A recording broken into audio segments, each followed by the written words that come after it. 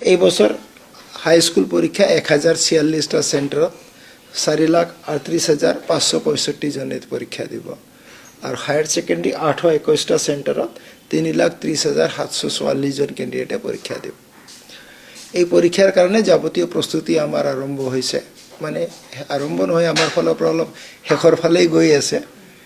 আমাৰ মানে বাকি সব এক্টিভিটিজ হৈ গৈছে, মাত্ৰ প্ৰশ্ন কাকত পঠিওৱা কামটো আৰম্ভ হ'ব আৰু শেষ হ'ব প্ৰায় 5-6 তাৰিখে আমি শেষ কৰিম গোটেই বস্তুটো প্ৰক্ৰিয়াটো।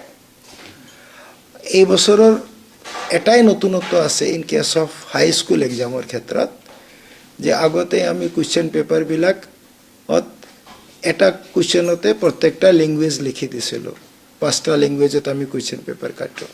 এই বছৰ আমি কিন্তু কুৱেশ্যনটো লেংগুৱেজ ৱাইজ বনাইছোঁ।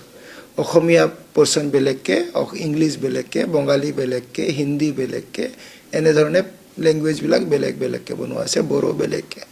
গতিকে যি ষ্টুডেণ্টে যিটো ভাষাত পৰীক্ষা দিব তেওঁ নিজৰ ভাষাটো চালেই হৈ যাব। এটাই মাত্ৰ নতুনত্ব আছে। হায়াৰ ছেকেণ্ডেৰীৰ ক্ষেত্ৰত এই বছৰ কোনো নতুনত্ব নাই। এভৰিথিং কুৱেশ্যন পেপাৰ বা পেটাৰ্ণ যোৱা বছৰৰ দৰেই আছে। এটাই খালি পেটাৰ্ণ চেঞ্জ আছে, যে এইটো আমি আৰম্ভণিৰ পৰাই কৈ আছোঁ, যে কুৱেশ্যন পেপাৰৰ যিটো ডিজাইন আছে সেই পাৰ্টিকুলাৰ ডিজাইনটো একচুৱেলি বেছিভাগ কনচেপ্ট বেছড, নলেজ বেছড কৰাৰ চেষ্টা কৰা হৈছে। আগতেও কৰা হৈছিলে, এইবাৰ আৰু অলপ বেছিকৈ বৃদ্ধি কৰা হৈছে।